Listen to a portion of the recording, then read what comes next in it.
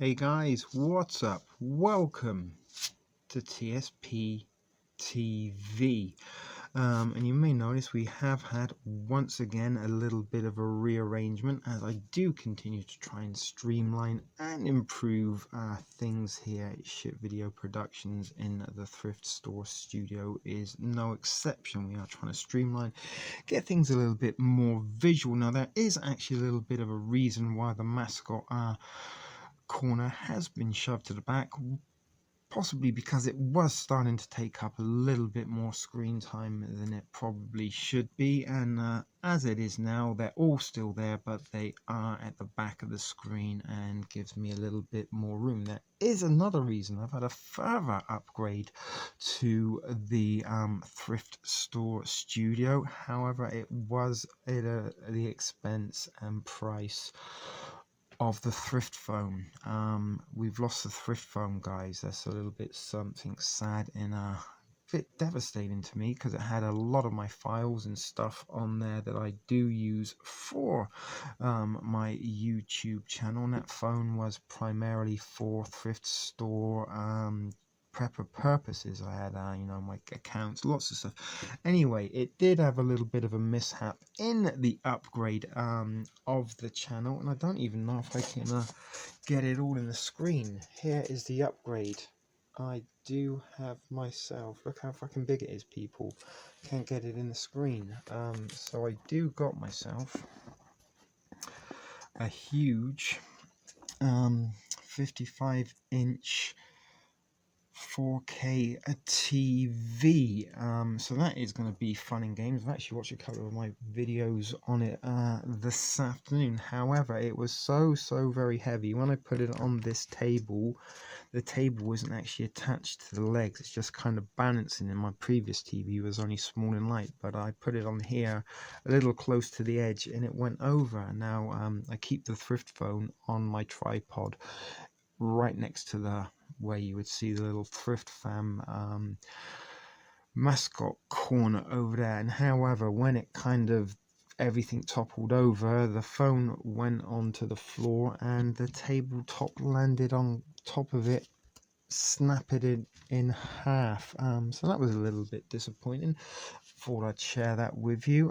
So although we do have a very fancy snazzy TV, and it is very fancy and snazzy, I was watching some of my favorite movie clips just to test it out, and I almost want to dive into a Star Wars marathon. But anyway, guys, back to the video, back to today. Sorry I've been talking a little bit too much, but sometimes you've got to drag these videos out sometimes, and I'm sure there are still a few of you out there that just tune in because you like the dulcet tones of my voices. But anyway, back to today's episode, and we're going to be talking a little bit about your protein issues and what kind of proteins you can have at an inexpensive cost that you can put into your pantry. And the reason I'm talking about this is because in the coming weeks and days, we're pretty much going to start seeing a shortage of meat, and we've already seen a ridiculous increase in the prices of meat products at the grocery stores. No longer do you just have to stand outside with a mask and gloves 6 feet apart from the person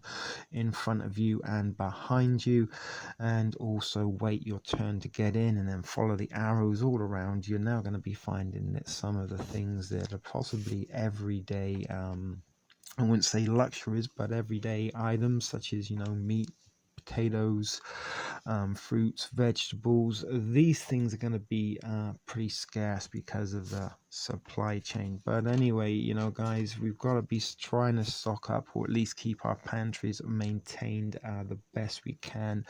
And protein is a big issue, not in just in an emergency. In everyday life, the body does need carbohydrates and protein in order to get its maximum functionality going, and also you do need to supplement it a little bit with some vitamins and other stuff, nutritional things, like iron and fiber. But carbs and protein are your main requirements in your diet. And how can you get your protein when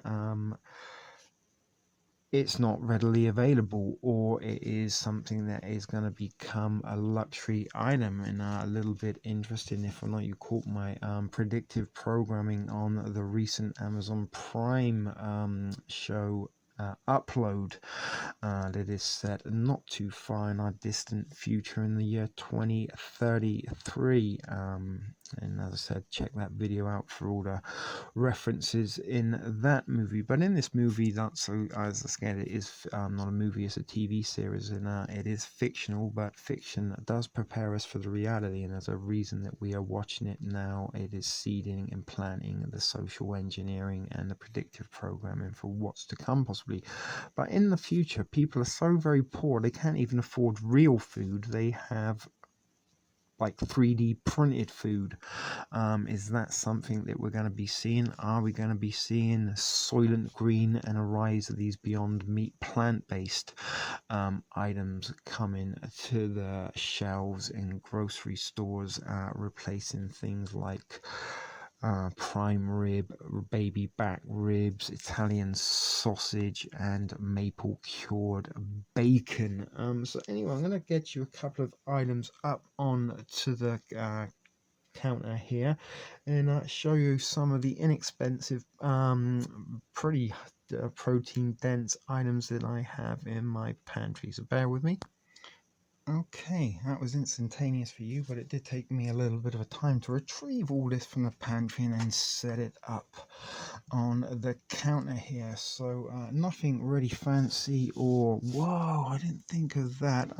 But most of these items are indeed pretty cheap, and cost less than $4, and some of them in fact cost less than $1. So first of all, we can kind of see here we've got a couple of luncheon meats.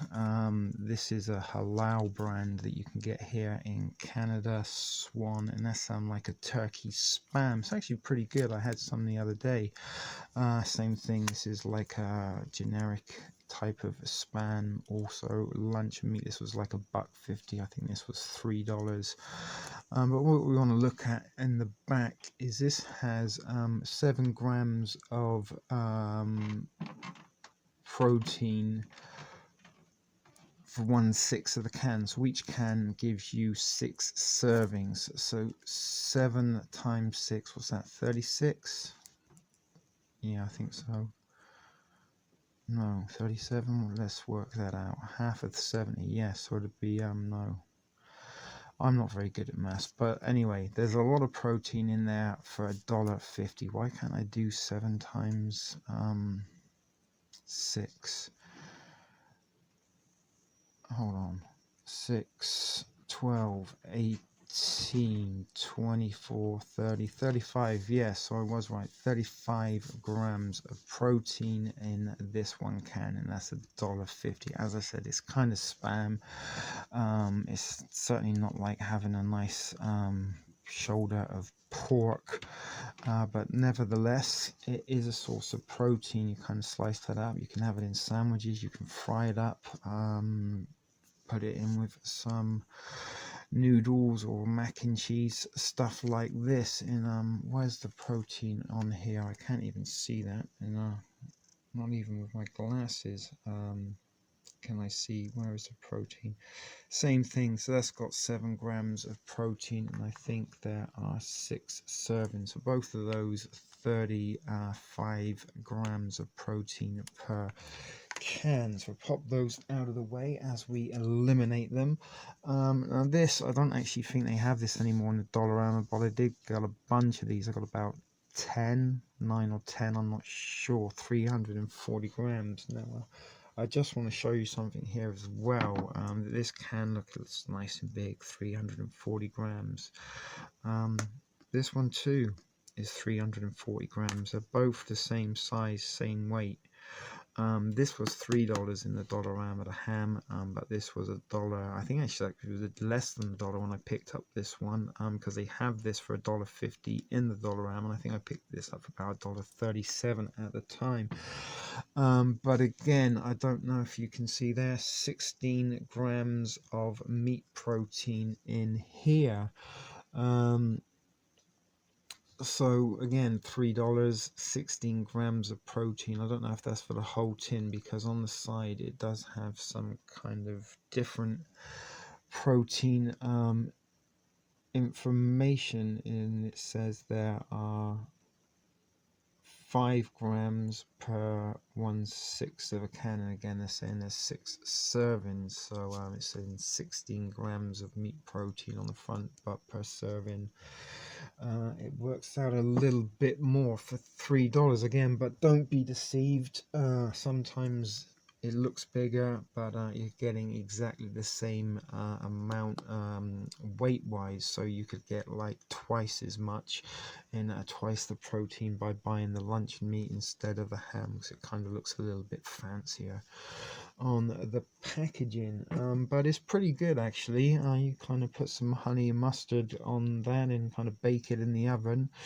You get a bit of a honey mustard glazed flavor to it, and it's not too bad. So this here, something you may or may not seen. This is actually imported, or a product of New Zealand, palm corned beef hash. And this, I think, was again on sale when I purchased it for $3, maybe $4, I can't remember. But this has 26 grams of protein per serving, so that can has 52, actually just over, maybe about 60 grams of protein in the entire one, because it says there's 2 servings in there. So 60 grams of protein in that, as well as some other stuff as well. And this is kind of a little bit what I talk about Sensi prepping, that when you kind of look at these, you do want more numbers than zeros, until you kind of get like calories as well. You want this most calorie. If it's emergency food and it's your pantry food and it's all you're living on, then calories, fat, this thing is actually kind of important, because if you're not eating much and getting as much food as you would probably regularly do, then your body will process and burn off the fat and calories that little bit more faster, and it will be good for you to live on those calories and fat once the kind of nutrients have been absorbed. So a little bit of fat in your diet isn't a bad thing. Now the last kind of meat product, I guess, and that corned beef hash that's mixed with good old potatoes, is one of the meat sticks. We actually started buying these last year around this time, going into spring break, which, if you haven't noticed, is coming up next week, guys. 5 nights live. You're getting a little treat and taste of daily TSP once again, but it's only going to be for 5 nights, and it is going to be spring break, so we're going to have some fun and games during that, hopefully, and we'll try and provide a little bit of hopefully an upbeat distraction from all this going on. But these I picked again up. These were on sale at $4 when I picked them. They're usually about 6 normally, and basically it's like bologna. It's bologna in a can, and it's from these Zwan halal people, and this one is chicken and beef, and seriously, that is what it is. It's just bologna in a can, and it's 6 grams of protein per serving, but I think you get 15 servings. Yeah, 15 servings of bologna in that. So again, I'm not even going to try and do the maths, because I embarrassed myself before, but bear in mind, guys, there is some medicinal herb going through my lungs and brains at the moment. But for $4, that is a fantastic buy. I wouldn't really necessarily go out of my way to buy it at its full price, but when it is on the offer, I picked up 4 cans of these, so that's like 4 sticks of bologna, and that will actually go quite a long way. But when I did pick it up, it was because it was a long pink meat stick. Anyway, those are the meat products. Actually, no, they're not. There's a couple more here. I grabbed these because they're on top of the cans of beans, and that's kind of how they are stacked in my pantry. I got beans underneath, chicken on top, and the idea is, well, you could possibly mix one can of beans with the can of chicken, and double up your protein. So black-eyed beans, black-eyed peas, not the black-eyed pea. Is that the black-eyed peas? Yeah, that was with Fergie, right? I was thinking of the black-eyed beans. But for 250 mil, you get 8 grams of protein. So you get 16 grams of protein in your black-eyed peas. And again, I think they were 87 cents, and these little cans of chicken are $2. I think they're $2 or $1.50. I can't remember now. I think actually it's $1.50. You can get a cheaper one for $1, but that one doesn't even give any nutritional information on the sides. I'm trying to see the protein, guys. It's so small. So that little can has, I don't know if you can see it, if that's 12 or 18. A little bit close, but anyway. It's 18 grams of protein. So if you combined that can with that, you're going to get what? 6, 12, about 15 grams of protein in the whole can of black-eyed peas, and whatever that was, 18 on top of that. So over 30 grams of protein combined for $2.50. And I did get a little bit of a variety of beans just to give you an example of possibly what you should do if you want to just bulk up on protein. Now this one is the navy beans again. So what did we just have? The black-eyed peas before, and they had 6 grams of protein. So these navy beans, look, 14 per serving. So that's almost twice the amount that you get in that same can of black-eyed peas that we just looked at. So for the same amount of price, you're getting twice the amount of protein, and again, it's the same size. It takes up the same amount of space in your pantry. So what would be better? To have more of these and less of those. But variety is a little bit of the spice of life, and you don't want to get food fatigue.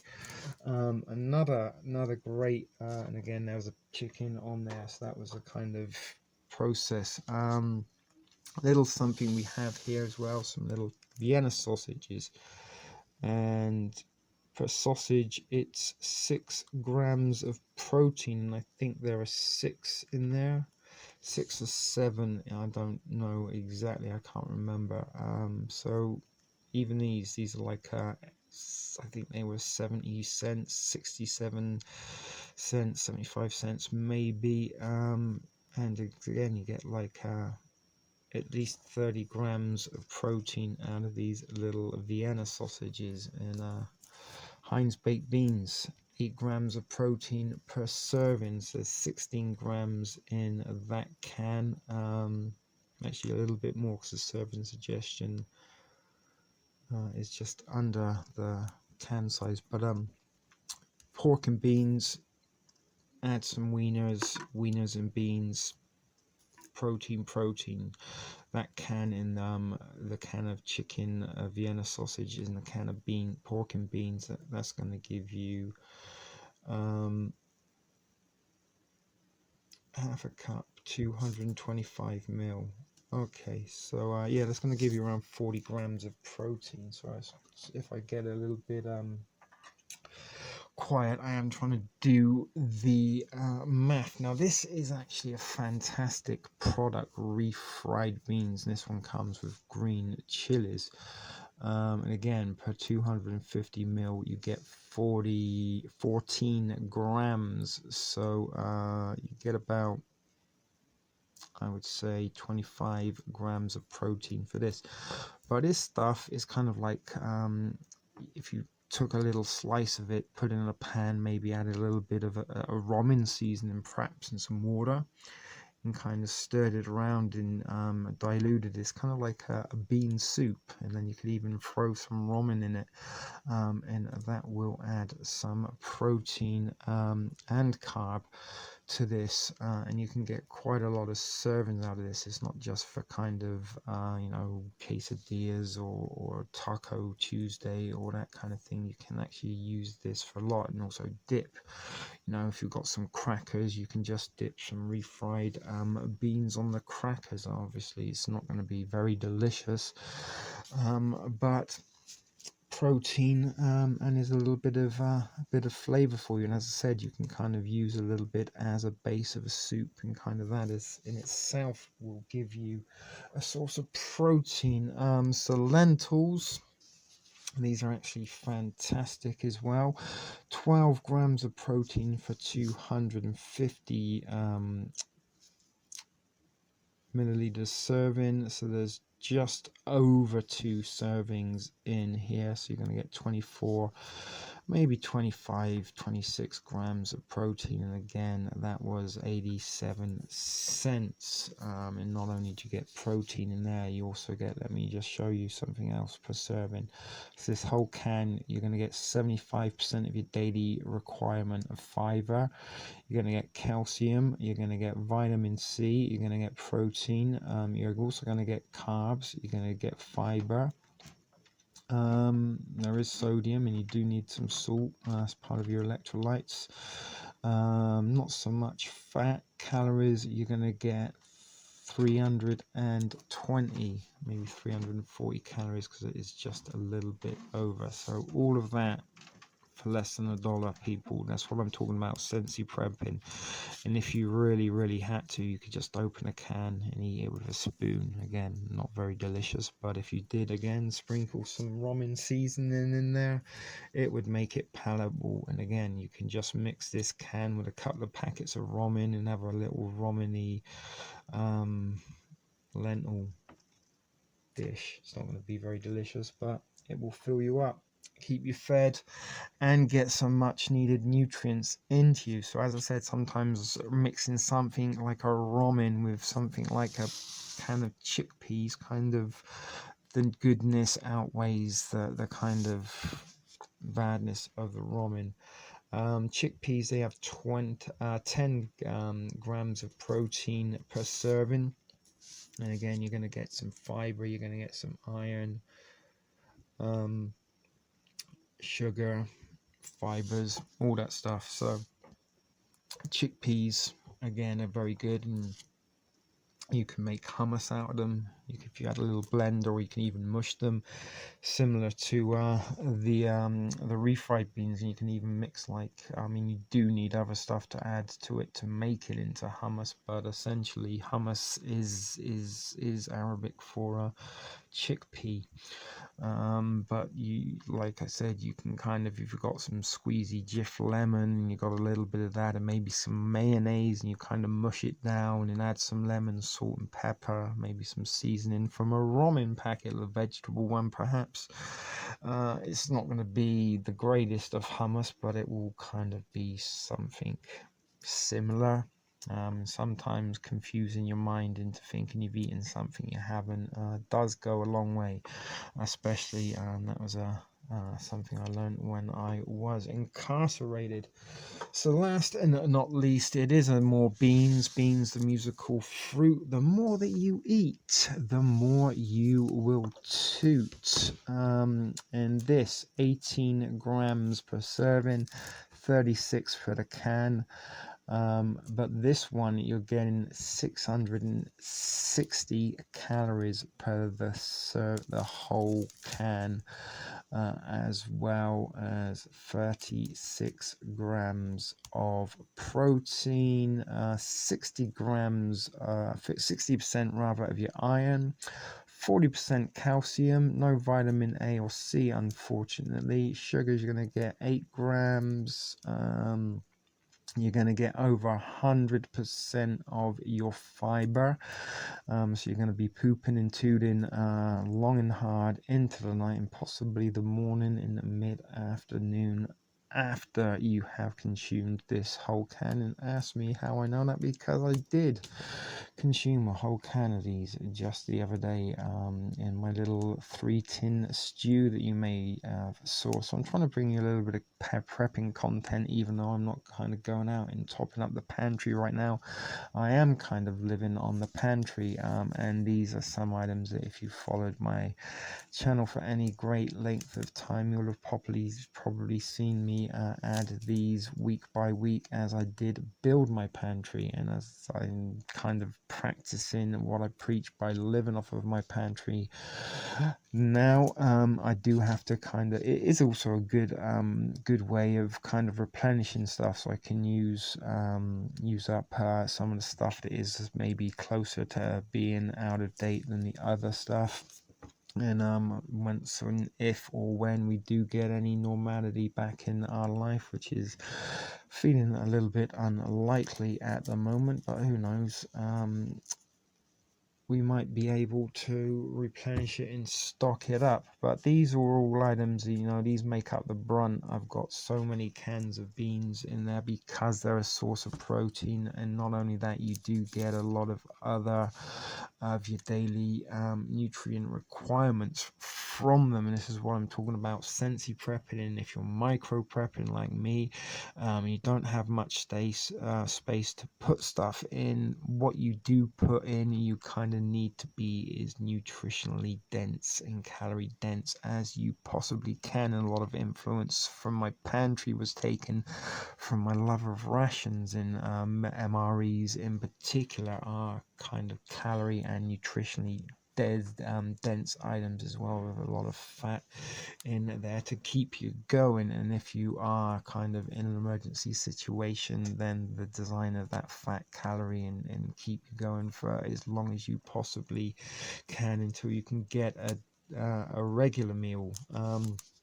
So all I need to do with a lot of these things is just open them up and eat them from the can. And if I really wanted to, I could just use the liquid and juice to throw it with one of our good old friends, Mr. Noodles. Here he is, Mr. Noodles. Now, believe it or believe it not, guys, this was like my little surprise. I should have probably built it up or something, said wait to the end for a surprise protein, inexpensive source of protein. Now, it's not a lot of protein, guys, but you get 5 grams of protein per ramen. Now, bear in mind, a little while ago, I did manage to pick up, not this brand, they were the No Frills, same as that, the yellow packaging brand, generic brand, from the No Frills for 10 cents a packet. So that's 50 grams of protein for $1. Okay, 50 grams of protein for $1. And for the $10 when I bought 100 packets, then you can do the maths. What's that? Is that 500 or 5,000? It's 500 calories, right? 500 grams of protein for $10. But you also get some carbohydrates out of your ramen. And bear in mind that the sodium content that is very high on the back is your seasoning packet. You don't have to use it all. And that's what I'm saying, put half in your soup and then save it, mix it in with that. It's going to make it a little bit better. And believe it or not, those little seasoning packets in jail sometimes do get traded because people haven't got anything to season or any flavor, and just that little bit of difference makes the world of change to a bland dish. I'm trying to read out of my eye anything else that you get in there that is possibly good for you, but nothing. You get 4% of fiber, 18% of your carbohydrate, and a little bit of iron, so not all that bad. And as I said, if you reduce the seasoning that you put in there, it might be a little bit better. But sorry guys, as I said, I'm not exactly very enthusiastic. I did want to make a little video and I was all excited when my TV come, but sadly the loss of the thrift phone is kind of lingering with me. But you know, once you get through one storm, another one comes. It's not the worst thing to ever happen, but it's kind of a bad thing that keeps happening in a series of sort of bad things in between, minute little breaks between. But what I was saying, guys, you know, if you throw a packet of Mr. Noodles and you can literally use the contents of this to hydrate the noodles, you don't need to cook them, those two things, and throw the seasoning packet in. It's not great eating, but it isn't exactly bad eating either. And you know what, if you wanted to throw in some, you know, that right there for you guys is a meal. The Mario's chicken, what, 150, 250, let's say that costed $1, $2.50, $2.60. You'd get a hell of a lot of protein and your nutritional requirements by just mixing those together. I mean, you can make it a soup, like put that in, put a little bit more water than before, mix in the beans and chicken, bean and ramen soup. Man, that's some good eating right there for a couple of bucks, and you could probably make a couple of servings out of it if you really needed to. And if you can pick up ramen noodles for 10 cents, then why be thrifty? Throw two in. Fill yourself up, and that would almost give you over 1,000 calories of as well. Sorry, I was just trying to do some math again. I really shouldn't try to do math, especially not during videos. And a ramen has 400 calories. Actually, no, it doesn't. 190 calories.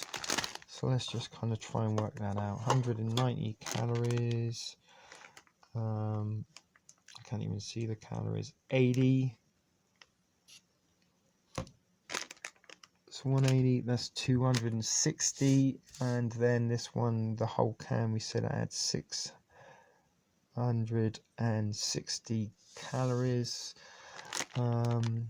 So yeah, just under 1,000 calories for that. And if you threw two ramen in, then you would get yourself to your 1,000 calories. So that's half your daily requirements there, guys, for just a couple of bucks. So I don't know if or not this video was any use to you, but it was actually something we were chatting a little bit with the mods just yesterday, I believe, about items and prepping items that have protein in your prepper pantry or your emergency pantry or your food insurance, whatever you want to call it, in regards to the possible shortages that we may be seeing in the not so distant future of meat products. So if you can kind of get meat now while you can, enjoy it. And sadly, some of the content I had to delete and edit from my Soylent Green. There was a little scene when they got a tiny little piece of beef that is like rocking horse shit within the movie Soylent Green. So maybe try and eat and linger and remember the flavors for the future, because you might not be able to get beef. We might be eating either Beyond Meat products or 3D printed food. Let's hope not. But as I said, guys, maybe this has given you a couple of ideas of things that you may want to be put in your pantry, and maybe why you can now. Let's go out and probably get a few cans or packets of ramen if you can. But I am pretty good. I still really haven't dented much of my pantry, certainly my canned items. I do got only a few of my MRE components, some entrees and crackers and stuff. So I got a couple of meals, 2 or 3 meals tops left out of that. But again, that was a good investment. I picked up those MREs for $70 for 2 cases, and literally for the last three, maybe even 4 weeks, they have fed me and got some nutrients and calories into me. And the reason I kind of ate those, because they had actually already gone beyond their best before. They were October 2020 was their best before date, but they were perfectly fine with the exception of the oatmeals. I think the milk or something in there had gone a little bit rancid, and after I ate one I had a little bit of an uncomfortable stomach. But that was the purpose of, it's not just to look good. Sometimes we do have to use our pantry. It's not about being cool, it's not about swags like, yeah man, I'm ready for the zombie apocalypse, check my pantry out, I can live for 6 months. Some people have to live off of those pantries, and I've been lucky enough that in my career and job I get to eat at work as being part of being a chef. That's a little perk you do get. So at least 5 days a week, sometimes six if I'm working it particularly hard, I do get to eat restaurant food each and every day, and I do try to get, a decent source of protein and a decent carb. Usually French fries is my carb of choice. Potato is always going to be my carb of choice, and they also contain a little bit of protein too, for not so much money. But mix in, if you saw my three tin stew, mix in the soup, a can of potatoes and a can of beans, that is really, really going to be extremely nutritionally dense and a completely balanced meal. But I haven't had to dive too much into my cans yet. I'm a little reluctant to, so just yet. I'm lucky enough, I do got a big haul of groceries courtesy of Thrift Fam donations to the TSP tip jar. I managed to get some food from Walmart sent to me yesterday, delivery. It did take a week, but I do have a whole bunch of kind of fresh food upstairs. I can make sandwiches. I got bacon, eggs, breakfast, toast stuff, milk, juice, as well as some snack items. So I'm good for like the next 2 or 3 weeks in terms of fresh groceries in immediate kind of pantry or refrigerator eating items, and hopefully maybe by then there might be a little bit of end in sight, or maybe I might even be back at work, even if it is on a part-time basis, and maybe we can get some of the things that I have taken out of my pantry and used in this pandemic. Lots of stuff like granola bars, crackers, stuff like that. I have deplenished. Is that the word? Depleted. That's the word. Depleted. I was thinking getting replenish and deplete, confused. But I have depleted some of my stocks, certainly of the granola bars. They've gone completely. The MREs are really almost out as well, but I do got a couple of rations for review purposes lying around still. Got 3 international rations left, 2 of which are 24-hour, almost 5,000 calories in each. So in terms of my pantry status, I'm by means am I at death's door, or the hunger pains are going to be kicking in anytime soon. I still got enough cans, ramen and other such stuff to keep me going long after this video has been uploaded, watched and forgotten about. So anyway, as I said guys, that was a little bit of an example of proteins that I have in my pantry. They might be some examples now of proteins you might go and put in your pantry, or might already have in your pantry. So as I said, I do want to kind of bring you a little bit of prepping content on the channel as part of the sort of familiarity and regularity of this channel.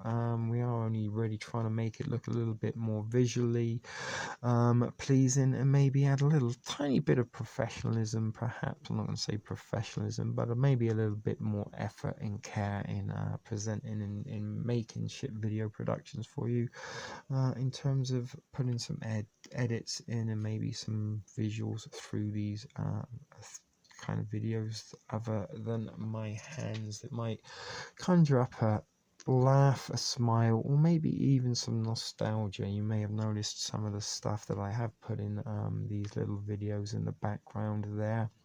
Little glimpses may give you a memory or two that you've forgotten about, and nostalgia is a wonderful healer. So again, don't think it is anything in this channel is by random. There is always some part and purpose to ship video productions, just as there is a reason for the varied content on this channel, not just a one-trick pony, a little bit like a Swiss Army knife, and why I made a nice little intro the other day that unfortunately I lost as part of the death of the thrift phone today. It said you never know what you're in store when you walk through the doors of the thrift store.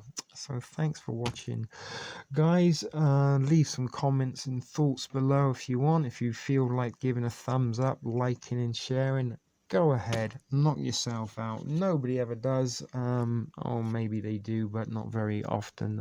So do that if you want to, just because you're bored and you've got nothing else to do. It is a shit video production, guys. It is TSP TV. We will see you in the next one. Until then, keep it thrifty, and remember, be excellent to each other.